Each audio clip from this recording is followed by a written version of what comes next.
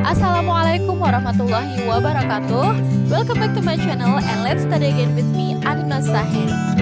Let's talk about pronoun as subject, object, possessive adjective, possessive pronoun, and reflexive pronoun. What is pronoun actually? Pronoun is kata ganti. For example, I meet Ani. She is my friend. She adalah pronoun dari kata Ani. Nah, saya bertemu Ani. Dia adalah teman saya. Kata dia itu adalah pronoun. Now, let's learn more about pronoun in English. A pronoun is used in place of a noun. Jadi, pronoun itu menempati posisi dari noun atau kata benda. It refers to a noun. Pronoun itu sendiri adalah kata benda posisinya sendiri. Kemudian, the noun it refers to is called as antecedent. Jadi, benda yang dimaksudkan oleh pronoun itu disebut antecedent. Kalau tadi kita punya contoh Ani, maka Ani yang tadi itu adalah antecedent dari pronoun she atau dia. Sekarang ada contoh lainnya.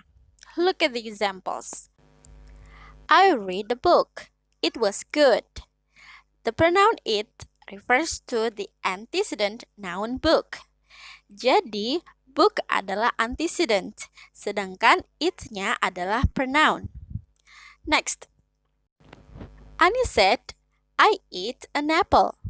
The pronoun I refers to the antecedent Ani. Nah, bisa dipahami ya teman-teman? Apa sih pronoun itu? Let's learn more. Here is pronoun chart. Please pay attention and learn the chart. Here we could see pronoun as subject, object, possessive adjective, possessive pronoun, and reflexive pronouns. Are you confused? Don't worry, let's learn. Sama halnya dengan bahasa Indonesia, jadi kata ganti dalam bahasa Inggris itu juga ada sebagai orang pertama, orang kedua, dan orang ketiga. Nah, di sini juga ada yang singular dan ada yang plural. Di dalam bahasa Indonesia juga seperti itu. Nah, di sini ada perbedaannya teman-teman, yaitu kalau untuk yang male dengan female, yang perempuan dengan yang laki-laki, untuk orang ketiganya. Nah, kalau teman-teman mungkin ada yang perlu diingatkan lagi, apa sih maksud dari orang pertama, kedua, dan ketiga? Perhatikan ya, kalau orang yang pertama, first person, itu menunjuk ke diri sendiri, yaitu I. Saya. Lihat ke bagian subject as pronoun dulu ya. Kemudian kalau maksud dari yang kedua, the second person maksudnya adalah orang yang kita ajak berbicara. Biasanya di dalam bahasa Indonesia kita mengatakan Anda, kamu, dan juga engkau. Nah, dalam bahasa Inggris itu adalah you. Selanjutnya, apa sih maksud dari third person atau orang ketiga? Yaitu ketika kita membicarakan orang lain. Jadi seperti orang ketiga di antara saya dan kamu ketika kita sedang berbicara. Nah, kalau dalam bahasa Inggris, dia yang kita bicarakan berbeda antara yang perempuan dengan yang laki-laki. Kalau yang laki-laki adalah he, dan kalau yang perempuan adalah she. Dan kalau benda itu adalah it. Oke, selanjutnya, bagaimana kalau orang pertama, kedua, dan ketiga itu ada lebih dari satu? Sama seperti bahasa Indonesia, contoh, saya itu kalau orang pertama tunggal. Tapi ketika kita sebagai pembicara ada lebih dari satu, maka biasanya kita mengatakan kita. Atau kami. Nah, first person for plural we use we in English.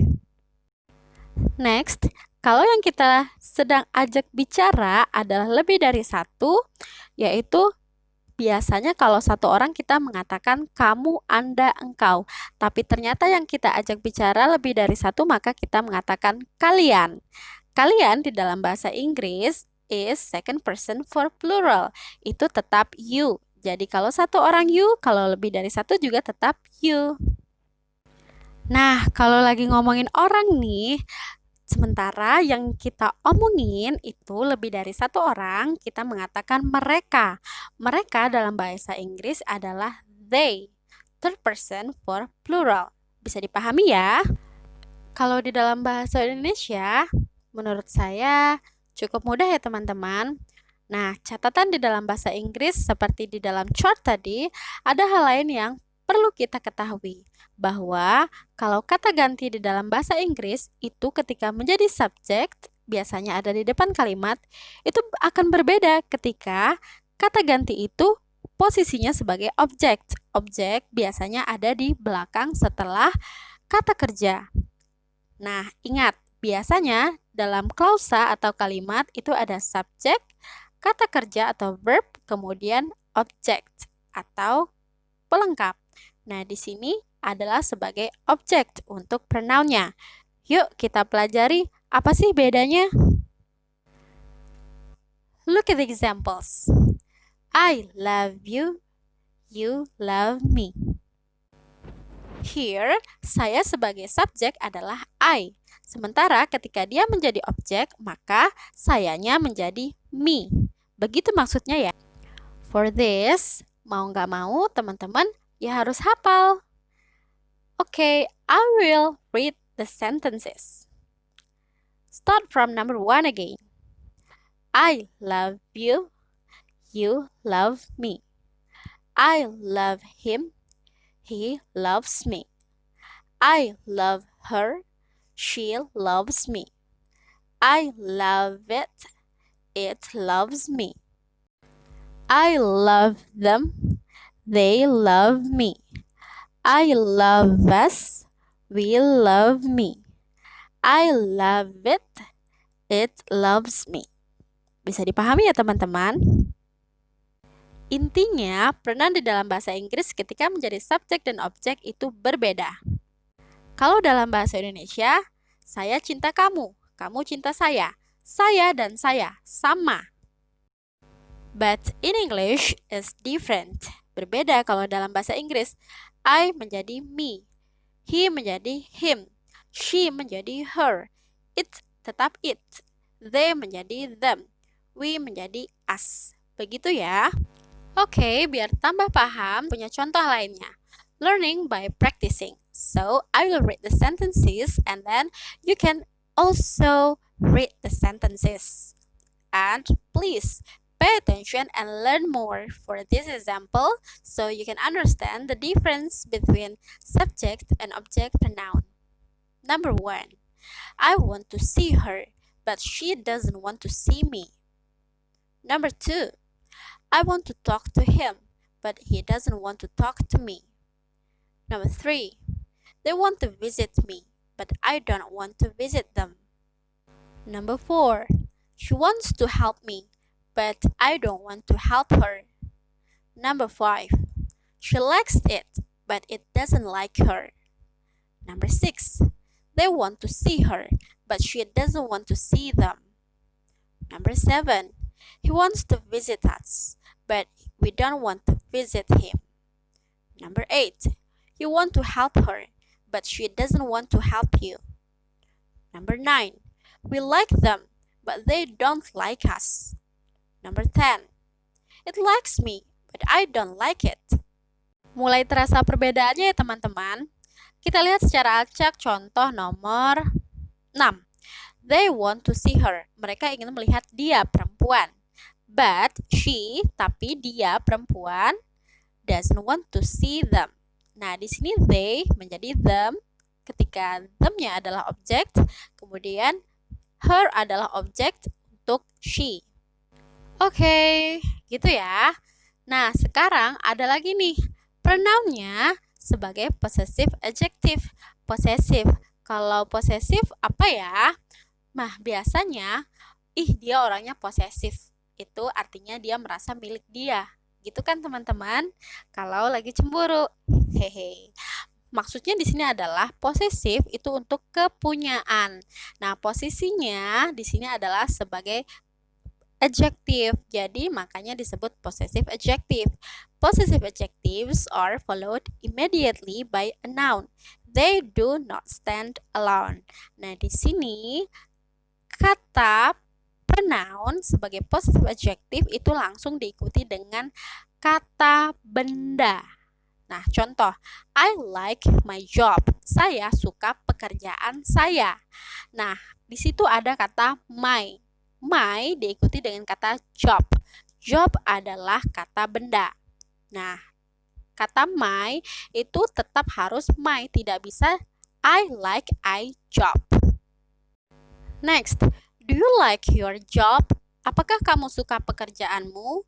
Nah, di sini your adalah possessive adjective untuk menyatakan pekerjaanmu. Kita tidak bisa mengatakan, do you like your job?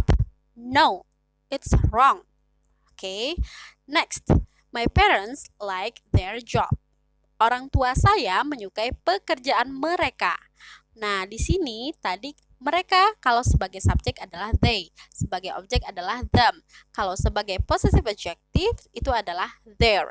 Their tidak bisa digantikan dengan they ataupun them. Okay.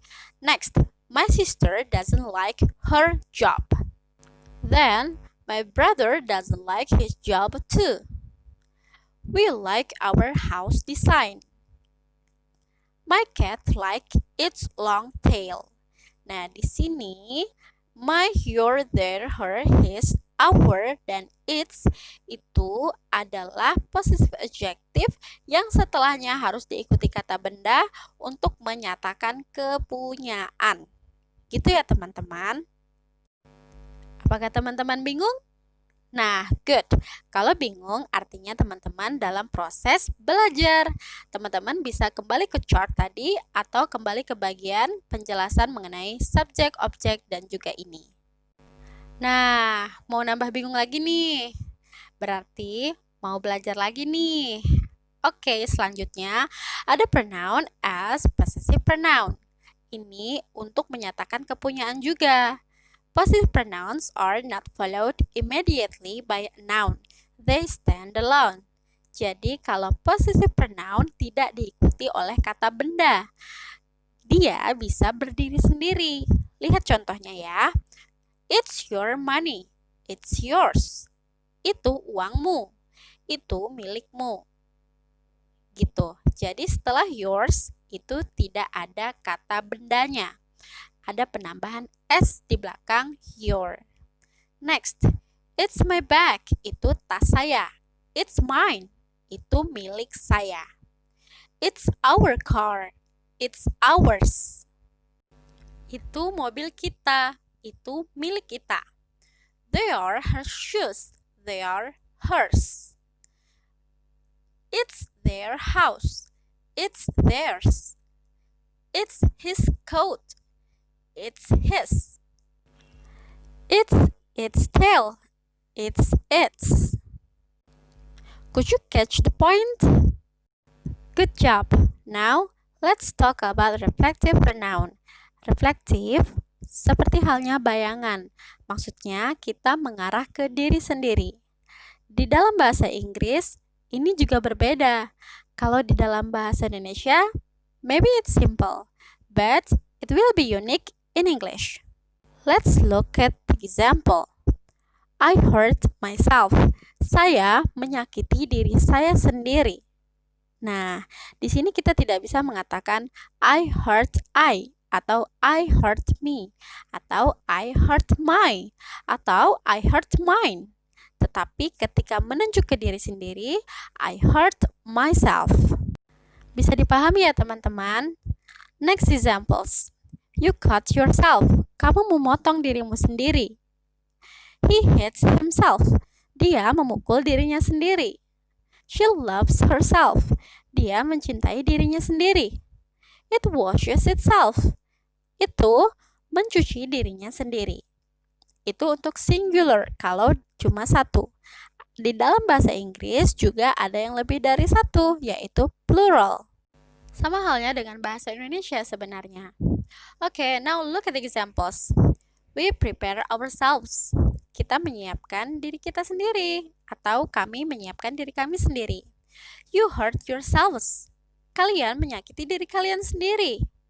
And they support themselves. Mereka mendukung diri mereka sendiri.